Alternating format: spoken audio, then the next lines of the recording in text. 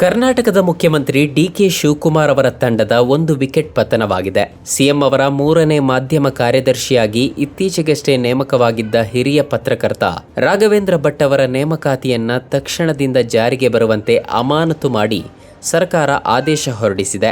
ಸಿಬ್ಬಂದಿ ಮತ್ತು ಆಡಳಿತ ಸುಧಾರಣೆ ಇಲಾಖೆ ಹೊರಡಿಸಿರುವ ನೂತನ ಅಧಿಸೂಚನೆಯಲ್ಲಿ ಈ ನೇಮಕಾತಿಯನ್ನ ತಕ್ಷಣದಿಂದ ಜಾರಿಗೆ ಬರುವಂತೆ ನಿಲಂಬನೆಯಲ್ಲಿರಿಸಲು ಆದೇಶಿಸಲಾಗಿದೆ. ರಾಜ್ಯ ಸರ್ಕಾರವು ಮುಖ್ಯಮಂತ್ರಿಗಳ ಸಚಿವಾಲಯಕ್ಕೆ 3 ಮಾಧ್ಯಮ ಕಾರ್ಯದರ್ಶಿಗಳನ್ನ ನೇಮಕ ಮಾಡಿ ಜುಲೈ 8ರಂದು ಆದೇಶ ಹೊರಡಿಸಿತ್ತು. ಪಿ ತ್ಯಾಗರಾಜ್ ಅವರನ್ನ ಮಾಧ್ಯಮ ಕಾರ್ಯದರ್ಶಿ 1, ಆರ್ ಜಯಪ್ರಕಾಶ್ ಅವರನ್ನ 2ನೇ ಮಾಧ್ಯಮ ಕಾರ್ಯದರ್ಶಿ ಮತ್ತು ರಾಘವೇಂದ್ರ ಭಟ್ ಅವರನ್ನ 3ನೇ ಮಾಧ್ಯಮ ಕಾರ್ಯದರ್ಶಿಯನ್ನಾಗಿ ನೇಮಕ ಮಾಡಲಾಗಿತ್ತು.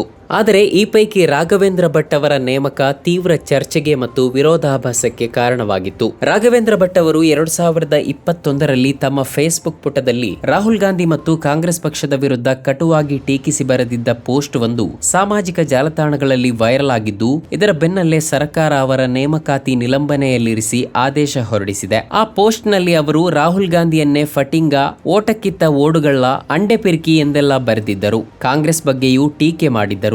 ರಾಹುಲ್ ನೆಚ್ಚಿಕೊಂಡರೆ ಕಾಂಗ್ರೆಸ್ಗೆ ಅರಬ್ಬಿ ಸಮುದ್ರವೇ ಗತಿಯಷ್ಟೇ ಎಂದು ಹೇಳಿದ್ದರು. ರಾಘವೇಂದ್ರ ಭಟ್ ಕಾಂಗ್ರೆಸ್ ಟೀಕಾಕಾರರಾಗಿಯೇ ಹೆಚ್ಚಾಗಿ ಗುರುತಿಸಿಕೊಂಡವರು. ನೇರವಾಗಿ ಅಲ್ಲದಿದ್ದರೂ ಬಲಪಂಥೀಯ ಬೆಂಬಲಿಗ ಎಂದೇ ಅವರನ್ನ ಗುರುತಿಸಲಾಗುತ್ತದೆ. ಬಿಜೆಪಿ ಸಚಿವರು ಮತ್ತು ನಾಯಕರಿಗೆ ಆಪ್ತರಾಗಿದ್ದವರು. ಸಿದ್ದರಾಮಯ್ಯ ಅವರ 2ನೇ ಅವಧಿಯ ಸರ್ಕಾರ ಬಂದಾಗಲೇ ಬಲಪಂಥೀಯರು, ಬಿಜೆಪಿ ಬೆಂಬಲಿಗರು ಹಾಗೂ ಈ ಹಿಂದಿನ ಬಿಜೆಪಿ ಸರ್ಕಾರದಲ್ಲಿ ಅಧಿಕಾರದಲ್ಲಿದ್ದವರಿಗೆ ಇಲ್ಲೂ ಅವಕಾಶ ಸಿಗುತ್ತಿರುವ ಬಗ್ಗೆ ತೀವ್ರ ಅಸಮಾಧಾನ ವ್ಯಕ್ತವಾಗುತ್ತಲೇ ಇತ್ತು. ಸರ್ಕಾರದ ಆಯಕಟ್ಟಿನ ಸ್ಥಳಗಳಲ್ಲಿ ಈ ಹಿಂದಿನ ಬೊಮ್ಮಾಯಿ ಸರ್ಕಾರದಲ್ಲಿದ್ದವರೇ ಮುಂದುವರೆದಿರುವ ಬಗ್ಗೆ ಜಾತ್ಯತೀತರು ಹಾಗೂ ಪ್ರಜ್ಞಾವಂತರ ವಲಯದಲ್ಲಿ ತೀವ್ರ ಅಸಮಾಧಾನವಿತ್ತು. ಸಚಿವರ ಆಪ್ತ ಕಾರ್ಯದರ್ಶಿಗಳು, ವಿವಿಧ ಇಲಾಖೆಗಳ ಮುಖ್ಯಸ್ಥರು, ಮಾಧ್ಯಮ ಸಲಹೆಗಾರರು, ಮಾಧ್ಯಮ ಸಂಯೋಜಕರು ಮತ್ತು ಕೆಲವು ಮಂಡಳಿಗಳ ನಿರ್ದೇಶಕರು, ಸದಸ್ಯರು ಮತ್ತಿತರ ಸ್ಥಾನಗಳಲ್ಲಿ ಬಿಜೆಪಿ ಸರ್ಕಾರದಲ್ಲಿದ್ದವರು, ಬಿಜೆಪಿ ಸಚಿವರಿಗೆ ಆಪ್ತರಾಗಿದ್ದವರು ಮುಂದುವರೆದಿರುವ ಬಗ್ಗೆ ಅಪಸ್ವರ ಏಳುತ್ತಲೇ ಇತ್ತು.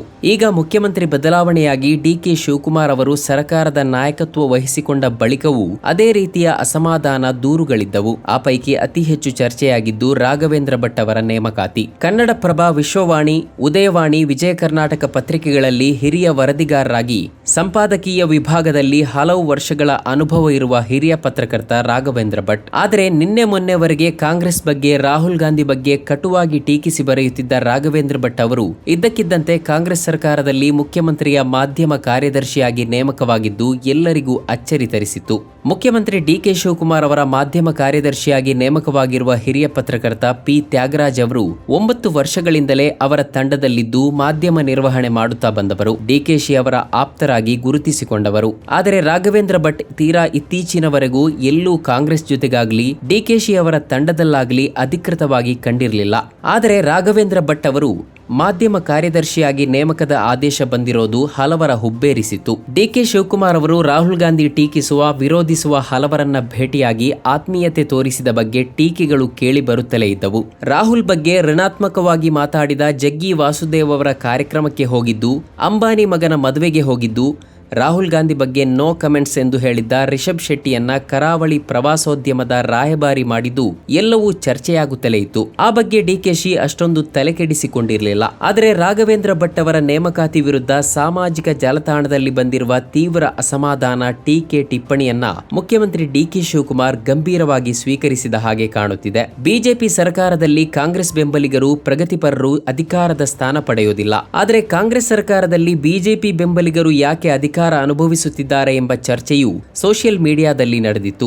ಆ ನಡುವೆಯೇ ಈಗ ರಾಘವೇಂದ್ರ ಭಟ್ ನಿರ್ಗಮನವಾಗಿದೆ. ಆದರೆ ಅವರ ನೇಮಕಾತಿ ಆದೇಶವನ್ನ ರದ್ದು ಮಾಡಿಲ್ಲ, ಅಮಾನತು ಮಾತ್ರ ಮಾಡಲಾಗಿದೆ. ಮುಂದೇನಾಗುತ್ತದೆ ಎಂದು ಕಾದು ನೋಡಬೇಕಾಗಿದೆ.